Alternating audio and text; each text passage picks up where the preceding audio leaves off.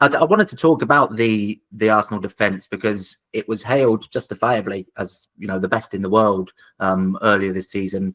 So far, the form this season hasn't really backed this up. There's 7 Premier League games now without a clean sheet. The goal against Chelsea was pretty soft, letting Neto, you know, run inside, and then, you know, maybe the midfield is more to blame than the defence there. But that was a pretty soft goal to concede, and Arteta wasn't happy with it afterwards. Conceded the same number of goals in the Premier League as Manchester United.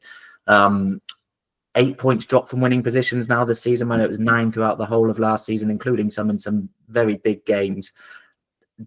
Where do you feel the difference is in that defence? I know, you know, there's been those injuries, particularly at the end of the Liverpool game. It was a bit of a decimated defence, but it seems like the biggest strength of Arsenal last season has been faltering a bit this season. Yeah, I think so. I think you're right. You know, a lot of talk is on Arsenal and the lack of goals and lack of chance creation so far this season. But I think the defence is an interesting one in terms of the goals they conceded, because they were so tight, watertight. You kind of knew if they scored last season, they weren't going to lose that game because they just weren't going to concede. And it's not quite been that. I do, again, and you hark back to injuries, and it's not an excuse, but chopping and changing all the time in terms of who's at right back, who's at left back, who's having to play at centre back, what player's been sent off today, what player's having to fill in for a guy who's suspended today. It hasn't helped.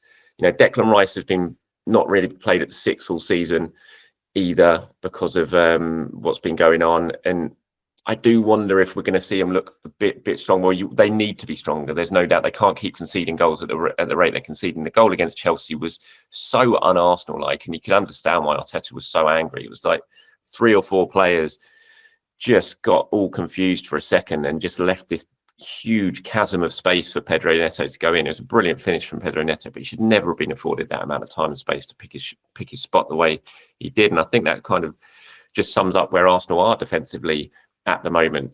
You look at how the games go, or how some of these games are going, and they've still looked very, very tight, but then they're just doing something. They're switching off at moments when you don't expect them to switch off, and they've been getting punished. You talk about the Liverpool game, of course.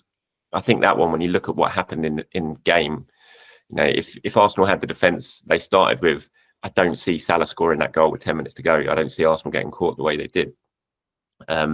So yeah, I would hope from an Arsenal point of view, excuse me, that it is just personnel, injuries, chopping and changing, and once everyone's back fit and playing regularly, they're going to get back to the Arsenal that we all know and have become accustomed to. Because if not, then I don't see them winning this league. They've got to get back to that tight Arsenal that basically any striker struggled to get through.